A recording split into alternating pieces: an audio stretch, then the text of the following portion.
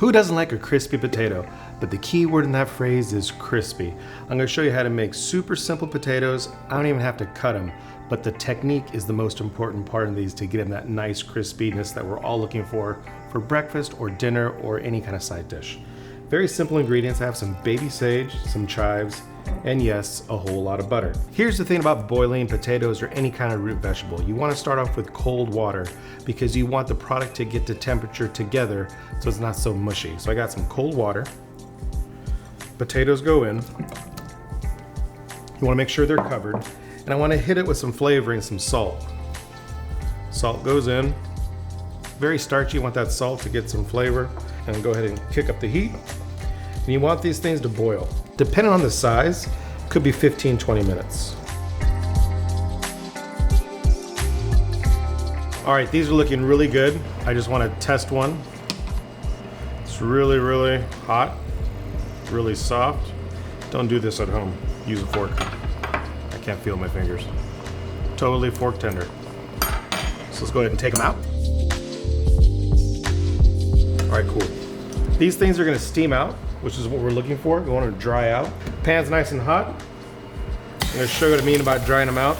You can see that water steam. And all I wanna do is press them. Now, if you wanna use a potato masher, you can, but I just wanna get them flat. And as I crush them, any leftover water is gonna steam out.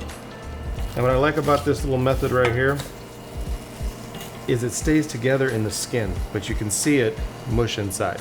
And this is the part that gets really, really crispy. Pan's hot. I'm gonna hit it with a little bit of oil to start. And I just wanna leave it alone. Move that oil around, get the saute going.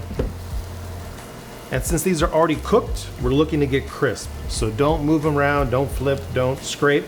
You'll see the caramelization happen, and when that happens, you can turn them over. I can see how caramelization is happening. You can see it right there in the pan.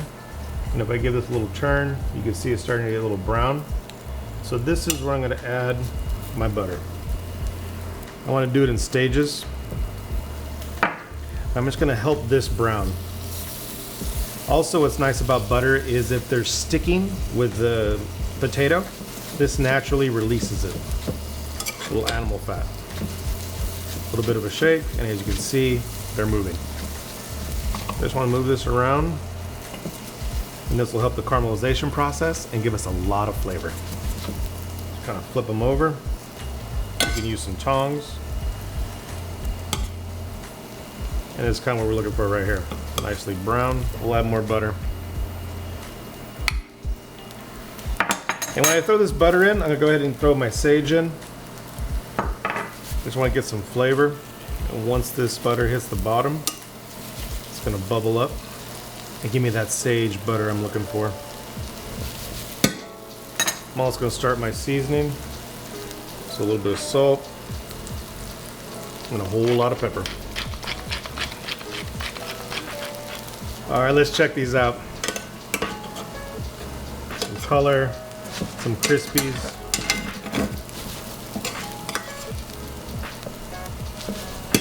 Nice.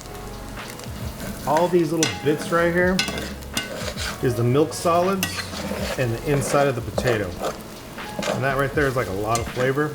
And those little Crispies, these are the things that people like. Crunchy. They're not burnt though. No. If you're worried about the brownness, then go ahead and stay away from the butter, and you can always add more oil. But the thing is, I mean, look at this color. I mean, you just want to eat that. Just a lot of flavor. Yeah. Who doesn't like butter? But can you hear that? That rustling is the skin because it's crispy. Soggy don't make that sound. All right, these are ready to go. I like the color. I like the Crispies. I'm gonna add a little bit of chive. And just to get the shine, a little bit of raw extra virgin olive oil. Nice color. You can tell the inside is going to be soft and the outside is going to be crisp. That's all that we're looking for. Let's go ahead and plate these bad boys up. I mean, fried egg, little steak, Gonna hit it a little bit of flake salt. Even more crispy. Finish it off with fresh chive. And that right there is a dish you could do breakfast or night. Super simple, super flavorful baby Dutch potatoes.